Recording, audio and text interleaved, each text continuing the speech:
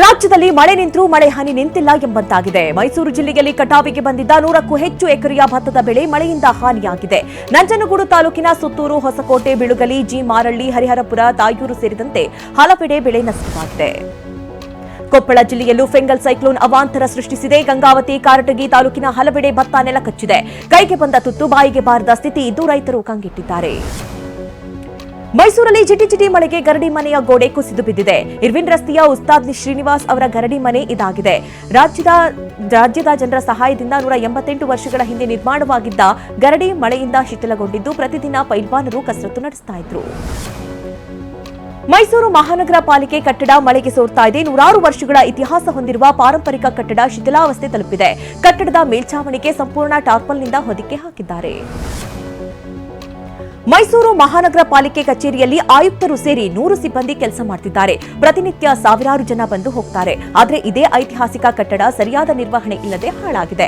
ಸಿಬ್ಬಂದಿ ಜೀವ ಭಯದಲ್ಲೇ ಕೆಲಸ ಮಾಡುವ ಪರಿಸ್ಥಿತಿ ಇದೆ.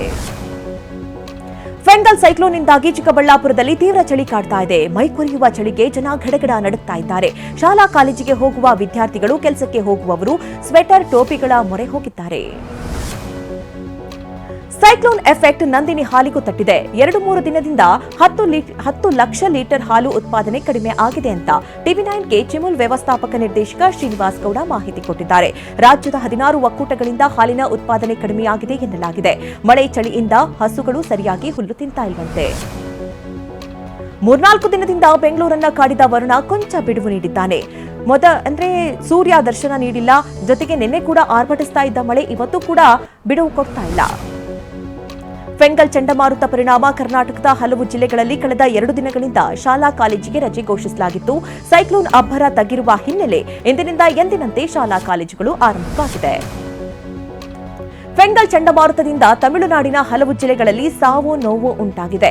1.5 ಲಕ್ಷ ಹೆಕ್ಟೇರ್ಗೂ ಹೆಚ್ಚು ಬೆಳೆ ನಷ್ಟವಾಗಿದೆ. ಪರಿಸ್ಥಿತಿಯನ್ನ ನಿಭಾಯಿಸಲು ಎಲ್ಲಾ ರೀತಿಯ ನೆರವು ನೀಡುವುದಾಗಿ ತಮಿಳುನಾಡು ಮುಖ್ಯಮಂತ್ರಿ ಎಂಕೆ ಸ್ಟಾಲಿನ್ ಪ್ರಧಾನಿ ಮೋದಿಗೆ ಭರವಸೆ ಕೊಟ್ಟಿದ್ದಾರೆ.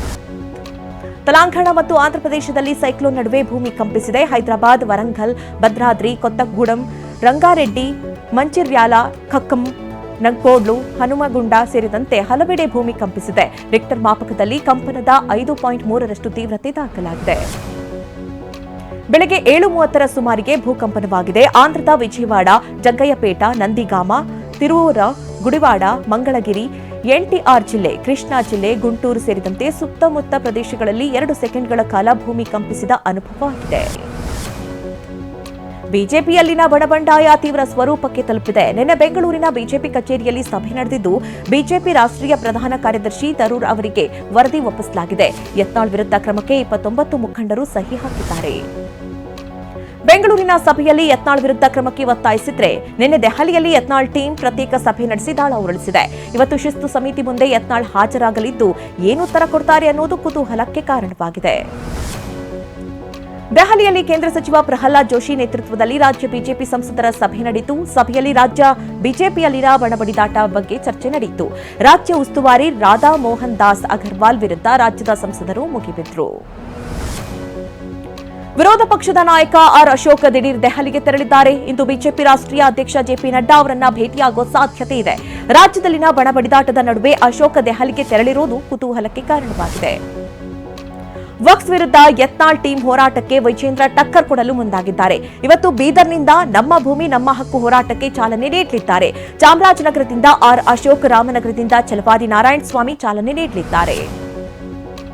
ಹಾಸನದಲ್ಲಿ ಜನಕಲ್ಯಾಣ ಸಮಾವೇಶಕ್ಕೆ ಕಾಂಗ್ರೆಸ್ ಸಜ್ಜಾಗಿದೆ. ನಾಳೆ ದೇವೇಗೌಡರ ಭದ್ರಕೋಟೆಯಲ್ಲಿ CM Siddaramaiah, DCM DK Shivakumar ಘರ್ಜಿಸಲಿದ್ದಾರೆ.